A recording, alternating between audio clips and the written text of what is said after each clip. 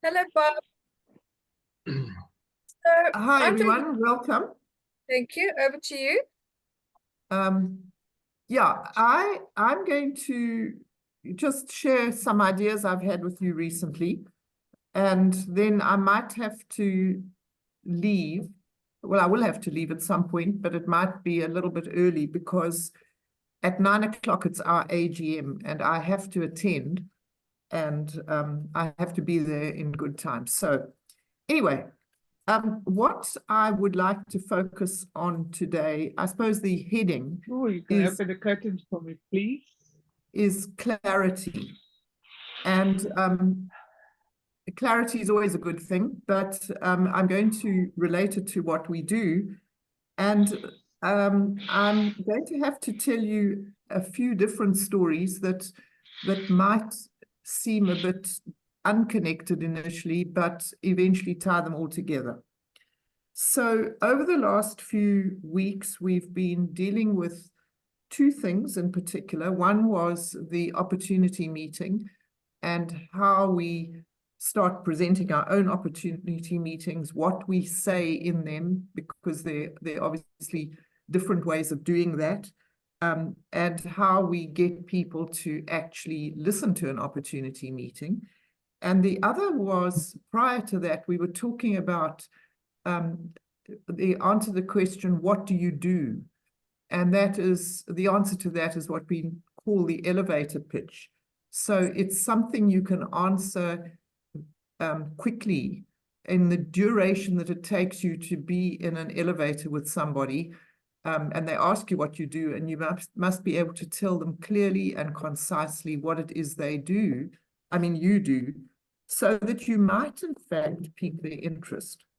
So with those two things in mind, I want to just point out a few other things. The first thing is advertising. Now, we all know what advertising is, and we all are victims of advertising. And I have a son who's actually, much to his, I think, surprise, but dismay in many ways, in the advertising world, because basically he finds the concept of advertising quite horrible. But nevertheless, we all advertise. The way we dress is an advertisement. The way we speak is an advertisement. But the important thing about commercial advertising, which I'm sure you've all noticed, is that each ad is very, very, very specific and very clear about the product that it's advertising. So, if it's a stove, it's a DeFi stove. It's not a DeFi stove, but actually we've also got kettles. It's a DeFi stove that I'm talking about, and its attributes and why you would do yourself a favor owning that particular item. And so the same thing holds true for us. We are, in fact, the advertising arm of Neolife. All the advertising that Neolife does is through word of mouth, through its distributors. And that's actually where our money comes from. It's the budget that would normally be spent on advertising, which is enormous in big companies and small companies. It's a big percentage of what they spend. That money is redirected to us in terms of our bonuses and so on, because we are doing the advertising job. And so it's important to understand that we are walking billboards for our products. And that means that our elevator pitch, our little story about what it is we do, has to be extremely clear, both to ourselves so that we are not confused, and obviously then to the recipient of the information. And the reason we must not be confused is because if we are, that is like a red rag to a bull. It is so clear to the recipient that we are prevaricating about what it is we do. So what do I mean by that? What I mean is that when we are talking about no, let me start again. You know, we've got a whole battery of things that we can sell, and a lot of us sell a whole lot of them. But whenever we are thinking about what it is we do, we have to be focused on one aspect of it. So when I speak about an aspect, I speak about, say, the cleaning product range. So take, for example, a billboard for the Neolife cleaning product range. And it said, you know, we are the, and I'm exaggerating what a billboard might say, but we are the world's top suppliers of the best quality, environmentally safe cleaning products that are available. And by the way, if you've got sore knees, we can help you with that. And a bit of an ingrown toenail, we can give you a solution. The whole thing falls totally flat because you sound like a snake oil salesman. You sound like someone, you know, those old trading stores, which are absolutely wonderful, where they've got a little bit of everything. And there's a trading store in Lions River, and it's wonderful to go into because it is so bizarre. It's got a little bit of absolutely everything that a rural community could want, but most of the things are ancient and covered in dust. They literally, you barely want to touch them because they've been there so long, nobody actually wants them, and there's absolutely no encouragement to buy them. So most of the stock in a trading store doesn't move. And the people come in and they buy their newspaper and their bread and their packet of chips and this and that, and they leave, and everything else is just sitting there. Well, that's what we tend to do if we are not clear at any one time. So there is a guru in the network marketing arena, which I quote her often. Her name is Kim Klaver. And the story that she uses is that if you are, say, in a big hall full of people, or alternatively, something that we probably all experienced, if you're at the airport and you are planning to board flight 837, there are all those announcements being made all the time. You can't hear most of them. You don't know what's being said much of the time. But when they mention 837, your ears prick up because it applies to you. It's calling your name. Similarly, if you're a person in a large group of people and someone says, I'm looking for, over the loudhailer, someone says, will Mary please come to the front? Anyone who's named Mary will look up and say, do you mean me? And those who are not named Mary will not respond. So Kim Klaver says, we are looking to call people by name. And what she means by that is the people who are looking for the solution that you are referring to. If they don't have the problem, it doesn't matter how brilliant your solution is, they're just not interested. It's not what they need. And so we have to be very specific at any one time what it is we are advertising, I'll say. So getting back to the cleaning products thing, we can say we sell these, we supply, sell, whatever you want to say, these wonderful cleaning products that are child safe, environmentally friendly, extremely effective, and can save you a lot of money. And people for whom any one of those points matter will say, oh, I'm interested, tell me more. But if you don't care about any of those points, you won't be interested. And that is absolutely fine, because then you won't waste your time talking to people who are not interested. They don't have the problem. They might have it, but they don't recognize they've got it. And so, so clarity is very important. And Kim Klaver has a program or a suggestion, which I'm going to suggest to us. And that is, she calls it the 100 Clients in 100 Days program.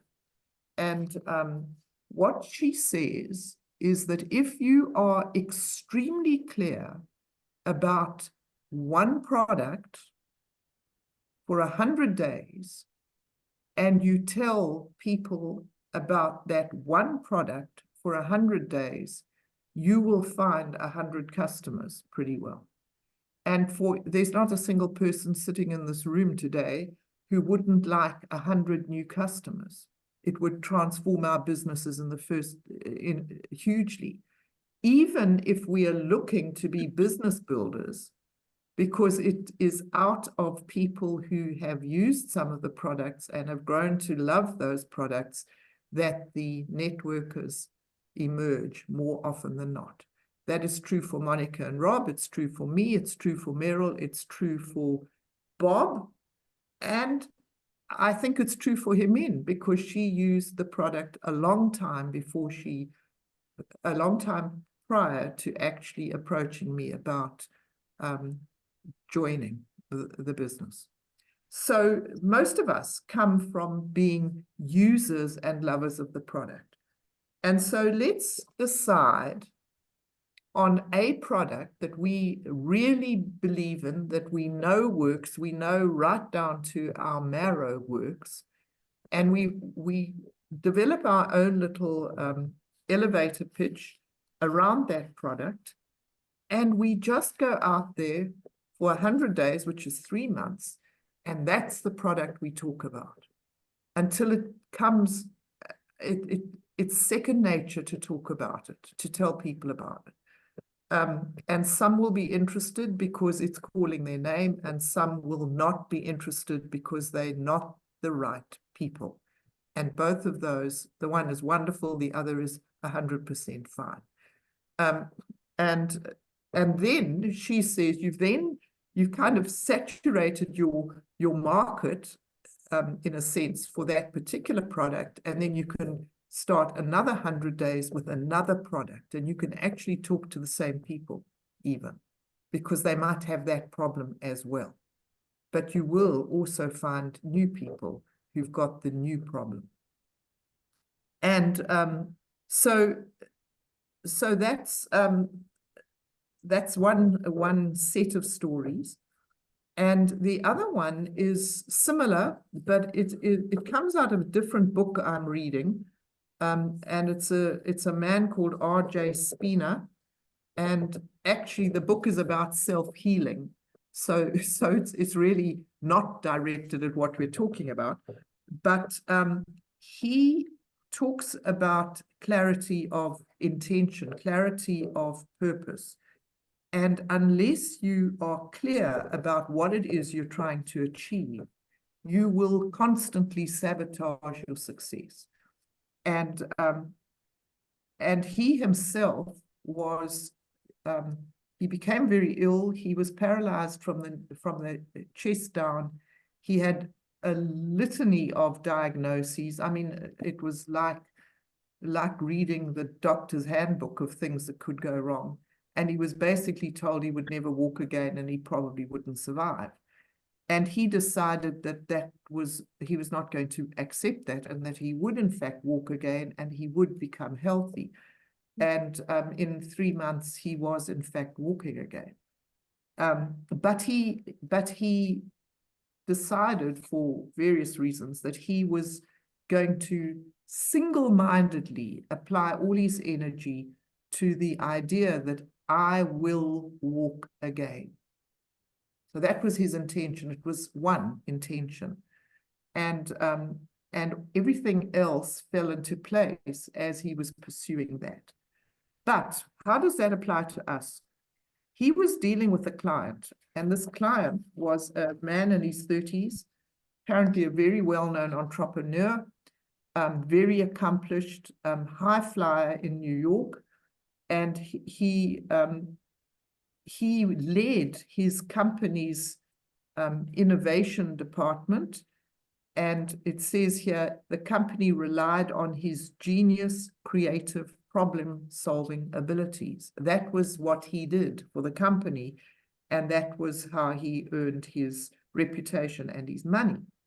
He was expected to exceed expectations for his internationally renowned corporate clients and meet one tight deadline after another. His battle with stress and subsequent health challenges created doubt in his ability to keep outdoing himself. And in addition to his own responsibilities, he had to make sure his company was performing at the highest levels. Cut a long story short, he was burnt out. And one of the ways that manifest is that he would have these very high-powered presentations planned, and at the last minute he would have to pull out because he'd lost all confidence in his presentation skills.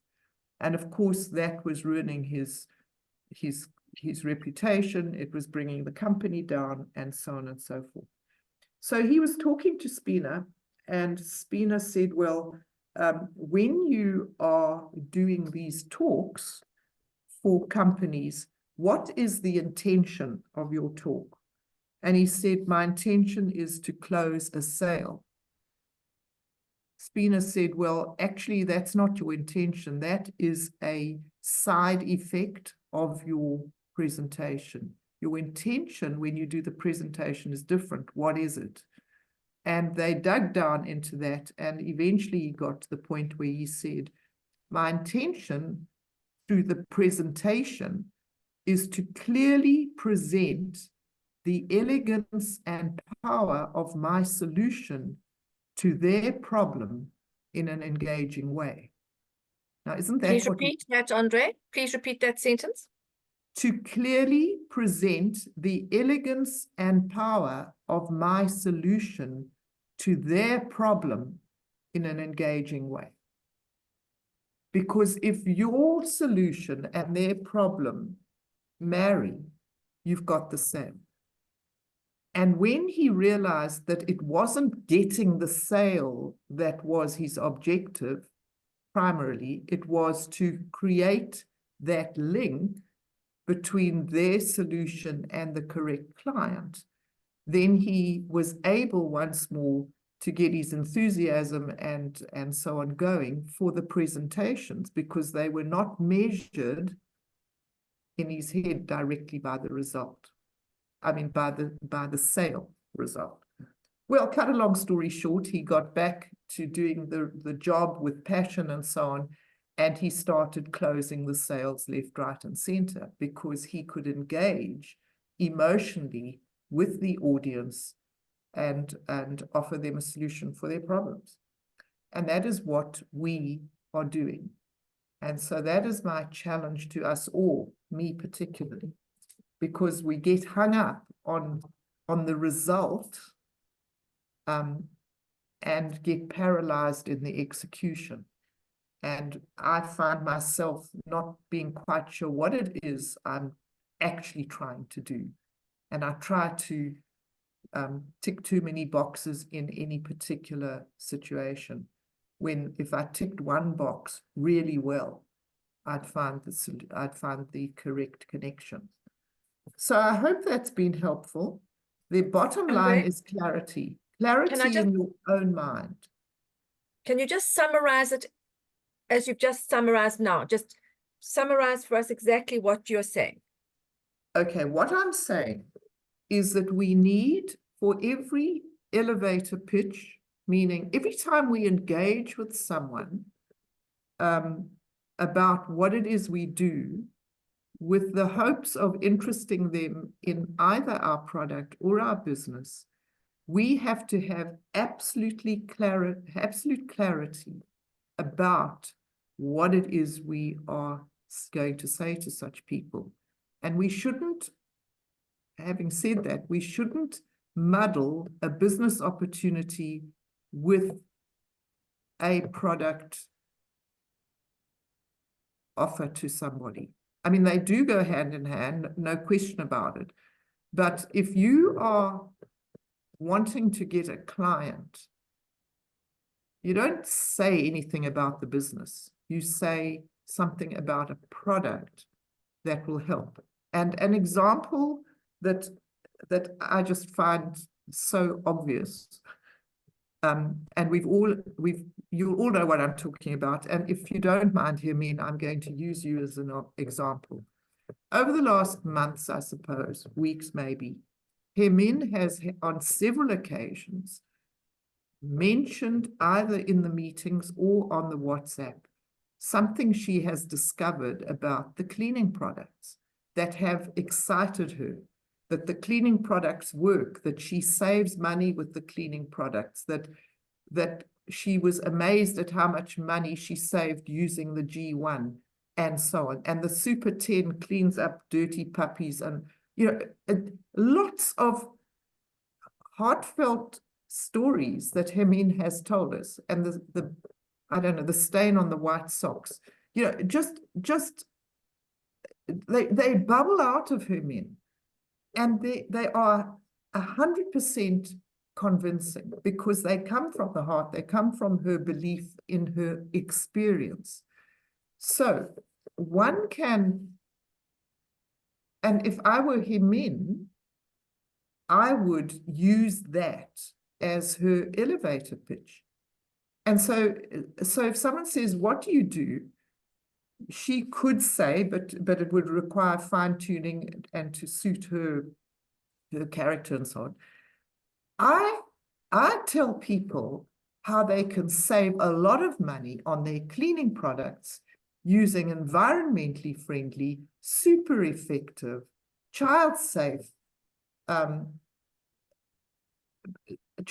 products that can save the planet, you know, something like that. I mean, obviously, I'm off the cuff here, and she would do it with enthusiasm because she has that enthusiasm for the products, and then she can say, you know, the person might say, well, you know, tell me more, which is the answer you would like, or that's interesting. But not really show interest. And Hermine could then take it that one step further and say, if you know anybody who would like to hear about how to save money on their household expenses, please put us in touch. That something might come of it, but something might not. But it becomes easier and easier to say, more and more fluent. The conviction grows, and you will get people wanting to know what it is you do because of the character Hermine is bringing to her presentation. But don't say, and I can do something about your energy. True, but not relevant for that little conversation. Next month or in 100 days' time, you could say, you know, I'm now talking about something else with the same enthusiasm. Somebody's got a hand up, wants to ask you something, Andre. Who? There's Okay. a hand. I don't see it. Oh, sorry, no, it was my thing. Sorry, Your mistake. Okay, so I hope that's useful. But you know, and again, I'm talking to myself as much as to anybody. It doesn't matter what information we have if we don't apply it. Yeah. It's useless, you know. Yeah. Does anybody before Andre rushes off want to ask any questions at this point? All right, hands up. Teacher talk, yeah? Who's committing to the 100 days? I am, and I will tell you, I can't tell you now, but I will tell you what the product is I'm going to make my own for 100 days. Can we all think about doing that? And maybe next week's meeting, we tell everybody what our product is. Do our elevator pitch. Yes. Okay. Shall Okay. we focus on that? I do need to go, peeps. It's been nice Andre, to see thank you very much. That was very, very informative. And for us to think about that 100 days and our intention. If it's just about the sale, we need to reanalyze and think about what we're wanting to achieve at the end of the day, which is more about how we can help the person we are speaking to. I think that's what you're saying. Exactly. Yes. Find the pain point and offer a solution. All right. Thank you. Bye-bye. Right, so for the next, just finishing off, so this will be put up as a recording. Just leave the recording on, please, Rob.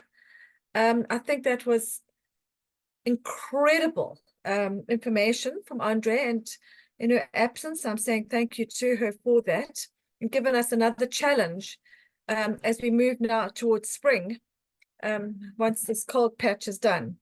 So for this last few minutes of our meeting, for housekeeping, I haven't looked up the month end, but we just went through month end, and we are now starting the new month. And what a good challenge from Andre for us to have as a focus for the month ahead. And if we make it 100 days, it takes us through to the convention time.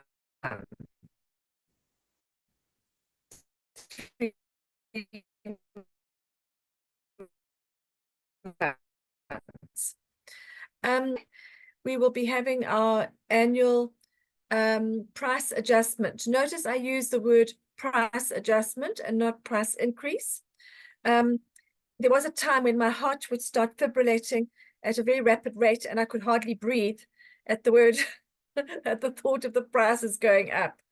And I'm now reached the point where I'm just going, wow, well, you know, that's life. Petrol went up yesterday, and oh, well, the result of this little increase will be an increase in the bonus that we are all working towards increasing as we go through our lives. So just some thoughts on how to deal with the price increase. Do any of you have any suggestions as to how you let people know, or whether you do or don't let people know? So just some ideas. Yes, Meryl? I just tell them, I just say, do you want to reorder now? The price is going up on the 21st of July. And they say, oh, yes, definitely. And then you get more sales that month. I don't know if that's right or wrong. No, there's no right or wrong. And that's the first suggestion. It is a brilliant way to get in touch with any customers you have ever had. And just to say, look, you know, give them, it's the personal call that I think makes all the difference in people's lives. So would they like to take advantage? There are people who I do not inform because they don't mind. They just pay. They don't even look at the price of things, and it slides through. And that is just the way it is. So I would also going to say to you as a suggestion, we want to try to build the numbers that come to this group. So you could also include in your little chat with people, would they like to be on your mailing list? Would they like to be on a WhatsApp group for particular talks that are happening on Zoom? And you just give them the option to say yes or no. Each one of us could actually have a separate WhatsApp group for our own customers. And if say, Bob is doing a special talk, then they are welcome to come in and listen. So to build your communication network with people once you are speaking to them directly. So you don't have to only use it to tell them about the price adjustment. And I'd rather use the word adjustment than increase, more positive than negative. And you could use it as a way for and then as when Andre is saying now, with finding what they are particularly interested in, it doesn't have to be necessarily your customers. It could be people who prospective customers, and just building up that group of people who you are communicating with on a regular basis. I think that those were the two main points, the one you've given, Meryl, and then to use it as an opportunity very often just to connect with people. I've got a lot of people in my network who only buy Super 10 once or twice a year. And, you know, you tend to forget about them, but this is your chance to reconnect and to keep building relationship with people. Does anybody have anything else to add to that? Okay, and then please note on Wednesdays, they have got a 15-minute slot happening at the moment, midday, around about 12:30, from the company, where they are giving tips for building the business. those recordings are then put immediately up onto the back office. That is for particularly for distributors and new distributors, to teach them the nitty-gritty business things that are needed for building the business. So that is a very useful one to use. And then just to tell you all that you will have seen on the group, the fantastic news that Rory and Nola reached their 50 years in the business. Incredible. And next Saturday in Johannesburg, they will be having a little party. So I'll put the information up. So it doesn't really apply to anybody here, but if you know people who are in Johannesburg who have been distributors for many years or would like to reconnect, then they are welcome to come along to the warehouse on Saturday afternoon, I believe it is. And Kiama, you would be welcome to come to that.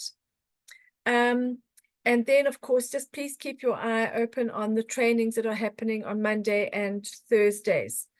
And we invite you to please invite people to come and join us on Saturday mornings to build this group. We want to do that. Very, very, very important that we start building what we've got going here. Is there any more comments? If not, I'm going to pull the meeting to a close.